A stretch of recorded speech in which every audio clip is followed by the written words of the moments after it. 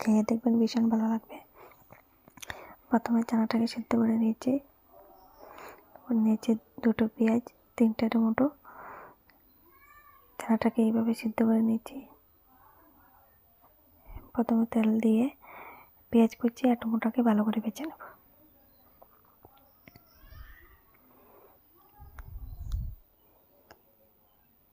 ভেজে নিয়েছি। এবার কাজু বাদাম আর ভেজে রাখা টমেটো পেঁয়াজটাকে ঢেলে দেব, দিয়ে পেস্ট করে নেব। পেস্ট করে নিয়েছি। এবার কড়াইতে তেল দিয়ে গোটা গরম মশলা আর একটা তেজপাতা আর পেঁয়াজ কুচি দিয়ে দেব। পেস্টটাকে ভালো করে ভেজে কাঁচামরিচও দিয়েছি।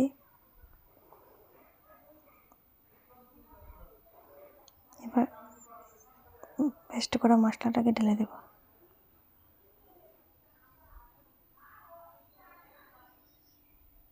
স্বাদ মতো নুন, সব মশলা দিয়ে ভালো করে কষিয়ে নেব।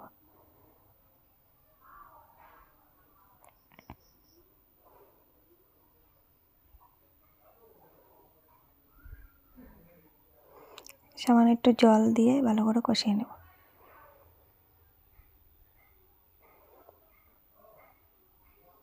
দেখতে পাচ্ছেন তেল ছেড়ে দিচ্ছে, ভালো করে কষানো হয়ে গেছে। এবার চানাটাকে ঢেলে দেব।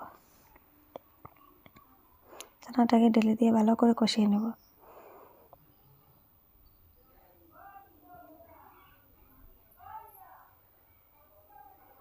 ভালো করে কষানো হয়ে যাচ্ছে, দেখতেই পাচ্ছেন। এবার জল দিয়ে দেব।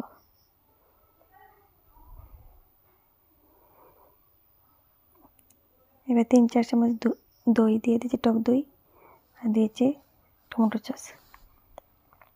টমেটো সস দেওয়ার কারণ হচ্ছে চিনির বদলে টমেটো সসটা দিলে খেতেও ভালো লাগে চানা মশলা, আর টেস্টটাও ভালো আসে। এবার দিয়েছি গরম মশলা, মেথি পাতা। আপনারা এইভাবে বানিয়ে খেয়ে দেখবেন, ভীষণ ভালো লাগবে। যদি ভালো লাগে তো একটা লাইক কমেন্ট করো।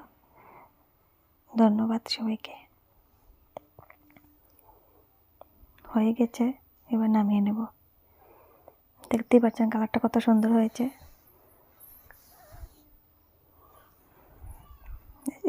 এবার দিয়েছি 1 চামচ ঘি।